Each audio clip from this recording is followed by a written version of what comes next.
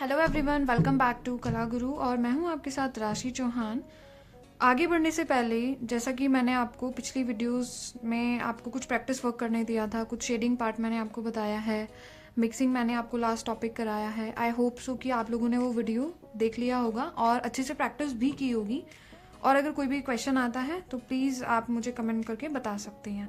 But आज आगे बढ़ने से पहले मैंने कुछ प्रैक्टिस वर्क किया हुआ है, मेरे पास खुद की मेरी नोटबुक है, प्रैक्टिस नोटबुक। सो वो मैं आपको दिखाना चाह रही हूँ कि आप इस तरीके से अपनी प्रैक्टिस को डेली बेसिस पर कर सकते हैं। सो यहाँ पर आप देख सकते हो कि मैंने शेड कार्ड बनाए हुए हैं, जो मैंने आपको फर्स्ट डे में बताया था। शेडिंग बॉक्स का आप कर सकते हो, light to dark, dark to light, ठीक है। और यहाँ पर मैंने वही शेडिंग बॉक्स में मिक्सिंग के फॉर्म में बताया हुआ है। ये बॉक्स शेडिंग हो गया, ये आपका मिक्सिंग हो गया। उसके बाद ये आपका लाइट टू डार्क हो गया और डार्क टू लाइट आपका हो गया। उससे आगे भी मैंने कुछ प्रैक्टिस वर्क किए हुए हैं। मतलब एक बॉक्स बनाकर जो मैं आपको दिखा रही हूँ, डेट्स ओनली नॉट इनफ। आपको खुद से और ज़्यादा प्रैक्टिस करनी है, ठीक है। और यहाँ पर आप देख सकते हो कि मैंने डार्क टू लाइट किया हुआ है, लाइट टू डार्क किया हुआ है। आप अगर थोड़ा ध्यान से देखोगे तो थोड़ा लाइंस इसमें नहीं आपको नज़र आएंगी, टेक्सचर आपको नहीं नज़र आएगा। जैसे मैंने आपको बताया था लास्ट वीडियो में कि कुछ लोगों का जो हाथ होता है वो लाइट ज़्यादा टोन्स निकाल पाता है और कुछ लोगों का जो हैंड मूवमेंट से वो डार्क टोन ज़्यादा निकाल पाते हैं। तो वही आपको भी ध्यान रखना है कि अगर आपको लग रहा है कि आपको लाइट टोन निकालने में बहुत ज़्यादा प्रॉब्लम हो रही है तो आप सिर्फ लाइट टोन्स पे काम कर सकते हो, जैसे मुझे स्टार्टिंग में हुआ था। और जैसे मैंने ये भी प्रैक्टिस की हुई है कि आप इस फॉर्म में प्रैक्टिस कर सकते हो मिक्सिंग की। ये सिर्फ लाइट टोन्स हैं। क्यों? क्योंकि मुझे लाइट टोन्स करने में ज़्यादा प्रॉब्लम फेस करने मिल रही थी। अब मैंने आपको बताया था अपनी वीडियो में जो लास्ट थी कि आप सर्कल और लाइंस की प्रैक्टिस कर सकते हो। तो यहाँ आप देख सकते हो कि मैंने सर्कल और लाइंस की प्रैक्टिस की हुई है। ऐसा नहीं है कि मैं खुद प्रैक्टिस नहीं करती हूँ, ऑफकोर्स हर आर्टिस्ट ये प्रैक्टिस करता है, तो इसमें कोई सोचने वाली बात नहीं है कि हम ये सर्कल और लाइन इतना बेसिक चीज़ें क्यों करें। क्योंकि हमारे हैंड को हमें फ्री करना है तो हमें सर्कल्स और लाइंस, क्लॉक, एंटी क्लॉक करना ही पड़ेगा। उसके बाद ये कुछ थोड़ा ग्रेडियंट फॉर्म में हमने प्रैक्टिस किया हुआ है। और आज जो हम करने वाले हैं वो मैं आपको थोड़ा दिखा दूं कि इन सब की प्रैक्टिस के बाद, मिक्सिंग और शेडिंग के बाद, हम आज 3D ऑब्जेक्ट्स पे थोड़ा काम करेंगे। तो 3D में मैं आज आपको थोड़ा सर्कल बनवा के दिखाने वाली हूँ कि आप कैसे सर्कल, जो हमारी बेसिक शेप्स होती है, उसमें कैसे आप 3D ऑब्जेक्ट्स निकाल सकते हैं। सो इसी पर हम आज काम करेंगे। So let's start without wasting our time. मेरा कहने का मतलब सिर्फ इतना है कि जो मैं आपको चीज़ें बता रही हूँ, टेक्निक्स शेयर कर रही हूँ, बहुत लोग शेयर कर सकते हैं, ऑफकोर्स करते भी हैं, but the main thing is your practice. So without practice आप नहीं कर पाएंगे। सो प्रैक्टिस तो ज़रूर करना ही करना है। सो आगे बढ़ते हैं। हम यहाँ से स्टार्ट करते हैं, डेट इज़ डे 5। और इस टॉपिक को कराने से पहले, जिसमें मैं आपको एक बेसिक शेप के अंदर शेडिंग प्लस मिक्सिंग करके दिखाने वाली हूँ, और वो हमारा बनेगा 3D ऑब्जेक्ट। सो ये हम कैसे करेंगे, हम यहाँ से स्टार्ट करते हैं। सबसे पहले हम देख लेते हैं कि हमारी बेसिक शेप्स होती कौन कौन सी हैं। सो सबसे पहले नंबर पर हम काउंट करते हैं सर्कल। अब सब लोगों का अपना अपना अलग अलग स्टाइल होता है, अलग अलग चीज़ें होती हैं। जो हमारी बेसिक शेप्स हैं उससे ही मिलकर हमारे जितने भी ऑब्जेक्ट्स हैं, मे बी वो लिविंग थिंग हो सकता है या फिर नॉन लिविंग थिंग हो सकता है, तो जो भी हमारे ड्राइंग पार्ट में अब इंक्लूड करते हैं वो सारा कुछ हम बेसिक शेप्स को इंक्लूड करके ही बनाते हैं। ऑब्जेक्ट्स तो बहुत सारे हैं, शेप्स भी बहुत सारी हैं, बट जो मेन है जिससे मिलकर बहुत सारी चीज़ें हम क्रिएट कर सकते हैं, वो कुछ बेसिक शेप्स मैं यहाँ पर आपको करा रही हूँ जो आपको याद होनी चाहिए। सो सबसे पहले हमने सर्कल किया है, और दूसरे नंबर पर आता है आपका ओवल। थर्ड नंबर पर आपका हो गया ट्रायंगल। फोर्थ पर हम काउंट करेंगे स्क्वायर। स्क्वायर मीन्स जिसकी 4 साइड्स इक्वल होती हैं, 4 sides are equal. Fifth number पर हम रेक्टेंगल, जिसकी 2 साइड्स इक्वल होती हैं। सिक्स्थ नंबर पर आएगा स्लैंडर, जिसे हम सिलेंड्रिकल शेप बोलते हैं। और ये सारी शेप बेसिकली हम बचपन से मैथ्स के ज्योमेट्री पार्ट पर पढ़ते हैं। सो 7th पर हमारी आती है डायमंड शेप,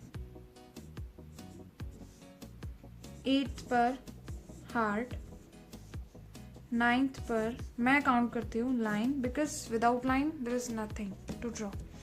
सो ये कुछ बेसिक शेप्स हैं। अगर आप इसको ध्यान में रख के कोई भी ऑब्जेक्ट को ऑब्जर्व करके बनाना चाह रहे हैं या बनाने का ट्राई कर रहे हैं, तो ऑफ कोर्स वो ड्रॉ होगा। अगर आप बेसिक शेप्स को इंक्लूड करके बनाते हैं वो इजी हो जाएगा। तो अब हम यहाँ पर देखते हैं कि किसी भी ऑब्जेक्ट को 3D 2D हम कैसे बना सकते हैं। सबसे जो मेन पार्ट होता है that is light and shadow. Light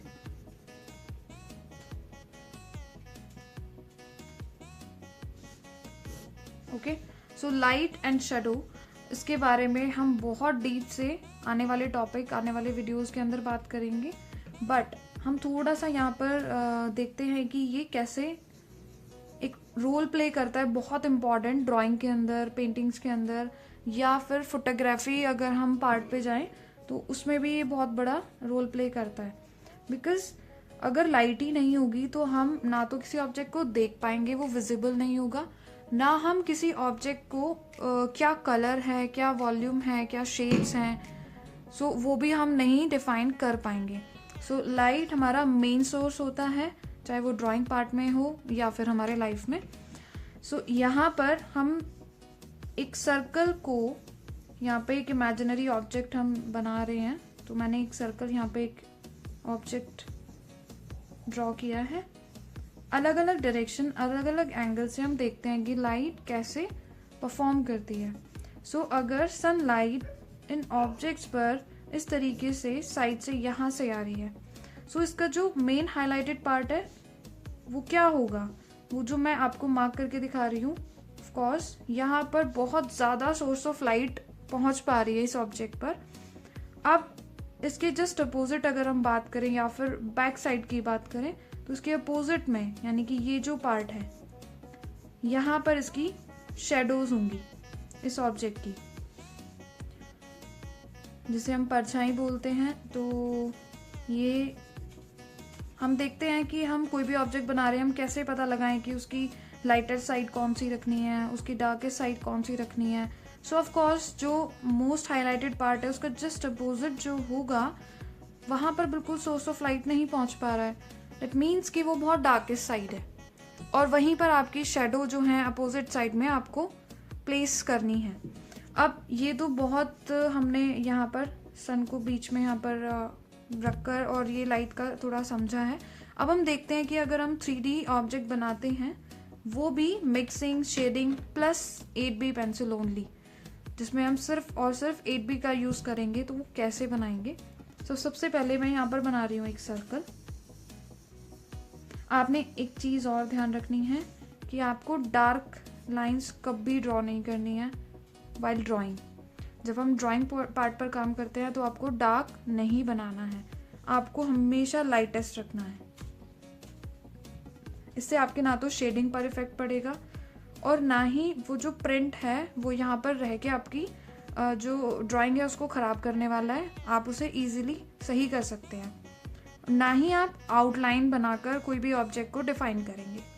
अब यहाँ पर हमने एक बॉल तो बना दिया, बट हम इसे डार्क किधर से करेंगे, लाइट किधर रखेंगे, वो हमें नहीं पता। अब हम क्या करेंगे, एक सोर्स ऑफ लाइट, जो मैंने आपको यहाँ पर समझाया, एक सोर्स ऑफ लाइट हम यहाँ पर बना रहे हैं। फॉर एग्जाम्पल यहाँ पर हम या तो कोई लैम्प, कोई बल्ब, कोई लाइट, यहाँ पर हम लिख दे रहे हैं लाइट। सो ये हमारा सन मैंने बना दिया इधर, जैसा हम बचपन से बनाते आए हैं। सो यहाँ पर जो हमारा लाइट है वो इस तरफ से है, और इसके इस पार्ट पर इट मीन्स जो लाइट हमारी मोस्ट हाईलाइटेड पार्ट है वो ये होने वाली है। सो अगर ये मोस्ट हाईलाइटेड पार्ट होने वाला है, इट मीन्स कि इसका जो अपोजिट साइड है, यानी कि ये वाला जो पोर्शन है, इस पर ओनली शेडो आएगी। सो शेडो वाले पार्ट पर हम थोड़ा बाद में काम करेंगे, पहले हम स्टार्ट करते हैं इस पर शेड करना। सो यहाँ पर मैं आपको बता दूँ, कभी भी जब हम शेडिंग स्टार्ट करते हैं सबसे पहले तो हमें लाइटेस्ट रखनी है, यानी कि जो हम लाइट टोन अपने शेड कार्ड में सबसे ज़्यादा लाइट टोन रखते हैं तो कोशिश करनी है कि वही आप रखें। और जो आपका मोस्ट हाईलाइटेड पार्ट है जो मैंने यहाँ पर मार्क किया हुआ है, मे बी शायद आपको वीडियो में दिख रहा हो या नहीं दिख रहा हो, बट कोशिश ये करनी है कि जो मोस्ट हाईलाइटेड पार्ट है उस पर आप ना ही शेड करें, बिकॉज वो हमें ऐसे ही रखना है। रेस्ट ऑफ पार्ट पर आप लेयर बाय लेयर काम करेंगे।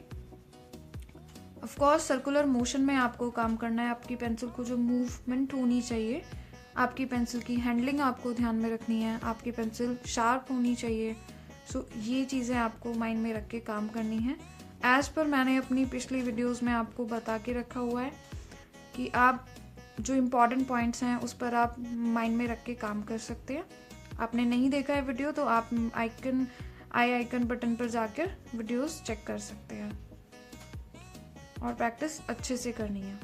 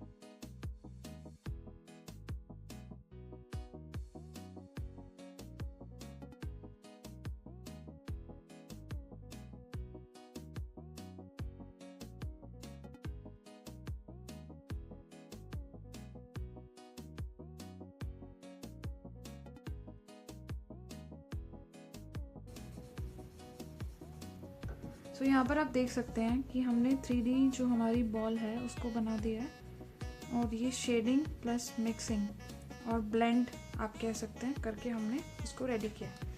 अब यहाँ पर हमने जो टोन्स बॉक्सेस में करके किया था प्रैक्टिस, या फिर अलग अलग light to dark, dark to light हम जा रहे थे, वही हमने यहाँ पर इस ऑब्जेक्ट को वॉल्यूम दिखाने के लिए हमने यूज़ किया है, जो कि डार्क टू लाइट आप बोल सकते हो या फिर लाइट टू डार्क आप बोल सकते हो कि हम इस पर परफॉर्म किया है हमने इस बॉल के ऊपर। अब आपको क्या ध्यान रखना है कि ना तो टेक्सचर आए और ना ही आप हाईलाइटेड पार्ट को भी शेड कर दो कि आप हाईलाइटेड पार्ट को भी भूल जाओ, क्योंकि वो लाइट हमें दिखा रहा है कि यहाँ से लाइट आ रही है। अगर हम इसे भी शेड कर देंगे तो ऑफ कोर्स हमें नहीं पता लगेगा कि हमारा सोर्स ऑफ लाइट या डायरेक्शन ऑफ लाइट किधर से है। सो ये बहुत इंपॉर्टेंट पार्ट है।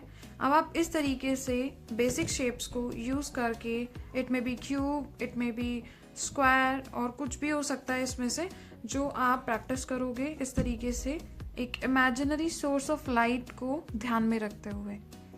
सो आपको जो चीज़ें मैंने जो पॉइंट्स बताए हैं प्रीवियस वीडियोस को एक बार आप ध्यान से देख लीजिएगा, क्योंकि ये प्रैक्टिस बहुत इंपॉर्टेंट है आपके आने वाले सारे मीडियम्स के लिए। सो मिलते हैं नेक्स्ट वीडियो में। Thank you so much. If you like the video then please comment and share, subscribe the channel. Thank you.